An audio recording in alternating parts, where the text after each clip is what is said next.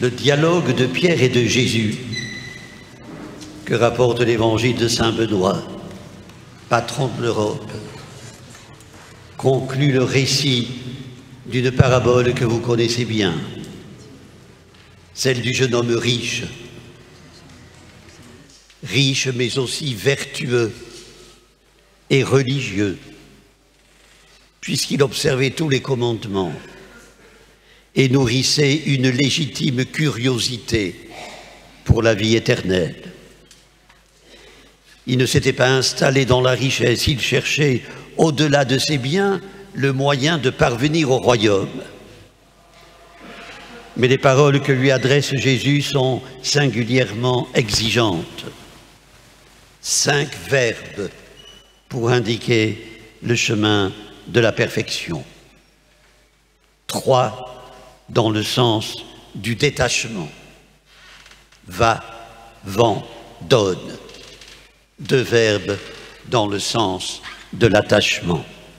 Viens, suis-moi. Le Seigneur l'invite à rejoindre le cortège de ceux qui un jour ont tout quitté pour faire confiance au Dieu de l'avenir. Hélas, ce jeune prit peur, au point que sa rencontre avec Jésus ne s'est pas terminée comme les autres.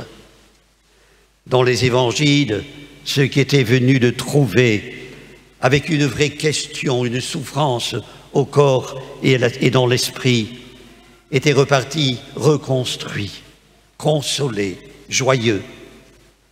Lui, victime de sa peur, est resté dans sa tristesse. Frères et sœurs, nous venons de méditer sur la joie. Pourquoi le jeune homme riche est-il reparti assombri et triste? Parce qu'il n'a pas été capable d'ouvrir son cœur à la joie de Dieu. Il était trop attaché à ses biens. Les richesses, dit le pape François, sont comme le serpent dans le paradis terrestre. Elles ensorcellent, elles nous abusent, elles nous font croire que nous sommes puissants, comme Dieu. Les propos de Jésus au jeune homme riche ont profondément déconcerté les disciples, écrit saint Matthieu. Ils ont fait le lien entre les sacrifices proposés à ce jeune et leur propre aventure à la suite du Maître. Il y a plusieurs mois que le bureau de Matthieu est fermé et que dans le petit port de Capharnaüm, les barques de Simon sont à quai. Nous avons tout laissé et nous t'avons suivi. Qu'y aura-t-il pour nous? Question tellement humaine de Pierre, qui sans marchander son adhésion, voudrait quand même avoir un minimum d'assurance. Mais Jésus n'en donne aucune pour le temps présent. Il évoque le monde nouveau, le renouvellement de toutes choses, quand le Fils de l'homme siégera sur son trône de gloire. Alors quiconque aura laissé recevra plusieurs fois plus et héritera une vie éternelle. Me vient en mémoire l'appel que Benoît XVI adressait aux jeunes à la fin de son homélie durant la messe inaugurale de son pontificat. N'ayez pas peur du Christ. Il n'enlève rien, il donne tout. Celui qui se donne à lui reçoit le centuple. Mes chers amis, la réponse de Jésus à Pierre nous invite à examiner notre rapport personnel au Christ, notre façon de le voir. Cet examen est important si nous ne voulons pas devenir ce qu'un théologien appelle des tartuffes de la foi. Jésus de Nazareth, qui es-tu pour moi?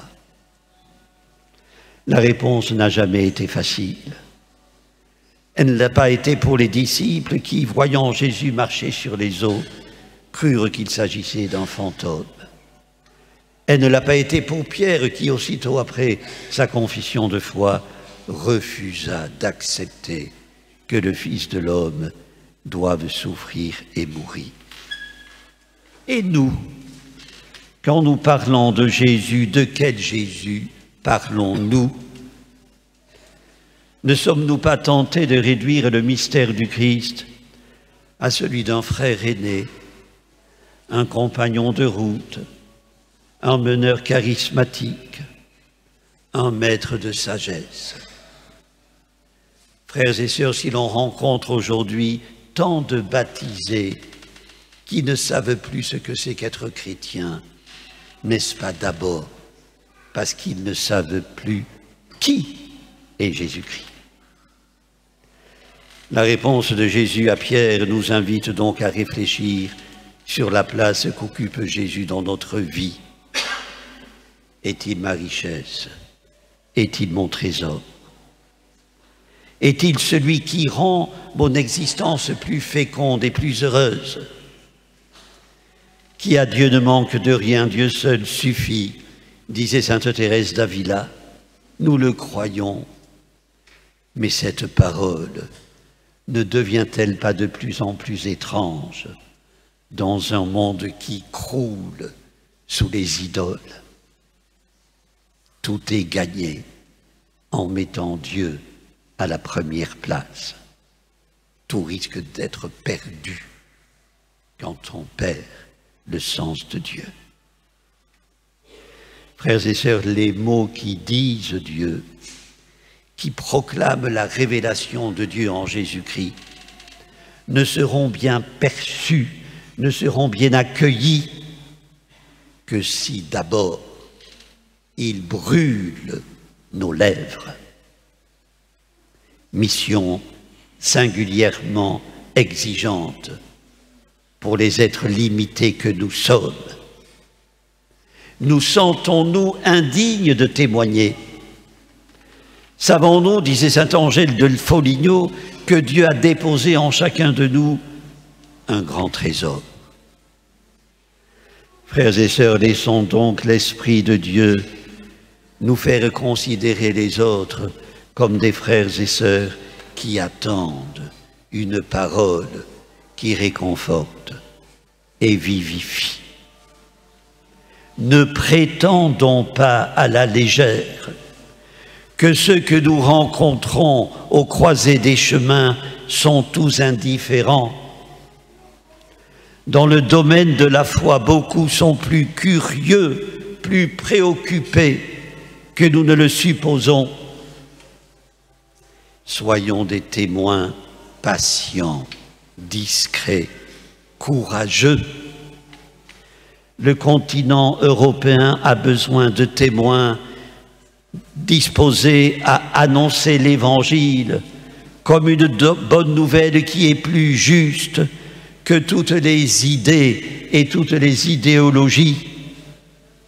À la fin du siècle dernier, dénonçant la domination des idoles qui s'étend sur notre société, un chanteur, Guy Béard, mettait en garde contre ce qu'il appelait l'ère multimessianique où chacun se prend pour le Messie.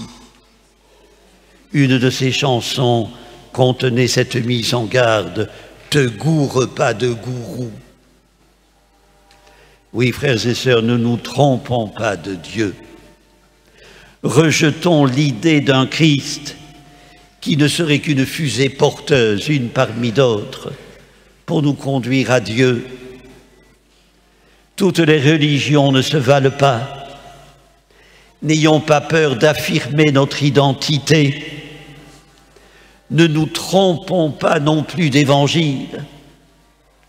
Il n'est pas une morale, mais l'annonce du Christ ressuscité, en qui, je vous l'ai déjà dit, toute fatalité est désormais brisée. Telle est la vérité qu'il nous faut proclamer dans notre vie personnelle comme dans notre vie publique. Soyons libres, ne nous soumettons pas aux dictats de l'opinion, ne cédons pas à l'emprise des idéologies, nous n'avons rien à gagner à plaire au plus grand nombre. Un père du désert disait que le moine situe d'emblée sa vie au dernier soir de son existence. Et à partir de là, il essaie de vivre à la lumière de ce regard. Frères et sœurs, faisons de même. Le regard fixé sur celui que Pierre a rencontré, pour qui il a tout quitté et qui nous appelle aujourd'hui à la même aventure de la foi. Amen.